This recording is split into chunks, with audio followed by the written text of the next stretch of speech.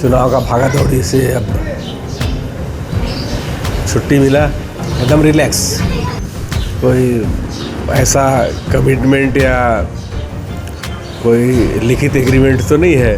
अमूनन वही स्थिति रहेगा जो पिछले चुनाव में था। 19-20 हो सकता है, चलिए जितना आना होगा आएगा। छत्तीसगढ़ विधानसभा चुनाव 2 फेज में खत्म हो चुके हैं। पहले फेज की 20 सीटों पर 76% से ज्यादा वोटिंग हुई है, जबकि दूसरे फेज की 70 सीटों पर 75% के करीब वोटिंग हुई है।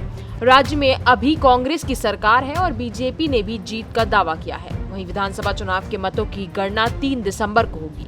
ऐसे में राजनीतिक पार्टियों के बीच लगातार चर्चा जारी है। इस बीच टीएस सिंहदेव का बड़ा बयान आया।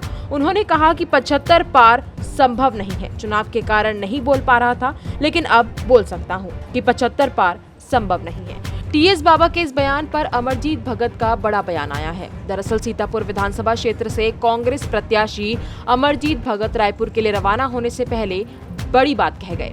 मंत्री भगत ने डिप्टी सीएम टीएस सिंहदेव के 75 पार नहीं होने के बयान को लेकर कहा कि हो सकता है कोई ऐसा कमिटमेंट या कोई लिखित एग्रीमेंट तो नहीं है, एक अनुमान रहता है, लेकिन अमूमन वही स्थिति रहेगी जो पिछले चुनाव में थी। 19-20 हो सकता है। सीएम पद के लिए चल रहे बयानबाजी को लेकर कहा कि ठीक है, जो है वो हाई कमान तय करेगा, लेकिन हम नहीं तय करेंगे। साथ ही सरगुजा संभाग की सीट को लेकर कहा कि जितना आएगा वो तो आएगा, लेकिन हम अपनी जीत को लेकर एकदम आश्वस्त हैं।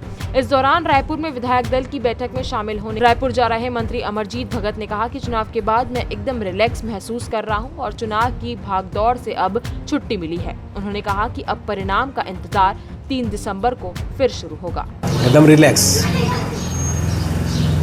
और चुनाव का भागा दौड़ी से अब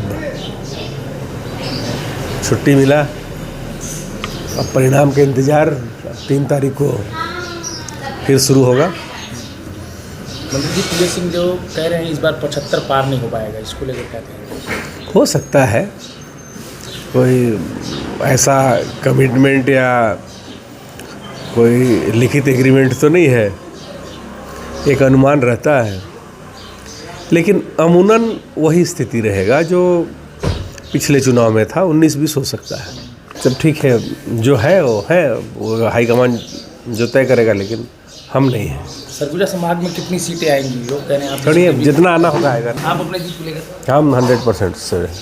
कई बार ऐसा देखा गया है कि मंत्री अमरजीत भगत और टीएस सिंहदेव कई बातों में एक मत नहीं होते हैं। तो अब देखने वाली बात ये होगी कि क्या टीएस सिंहदेव का ये बयान सही साबित होता है या गलत। इसमें आपकी क्या राय है, हमें कमेंट कर जरूर बताएं। और अगर आपको हमारा ये वीडियो पसंद आया हो तो इसे लाइक और शेयर जरूर करें और हमारे चैनल खबर बेबाक को सब्सक्राइब करना ना भूलें।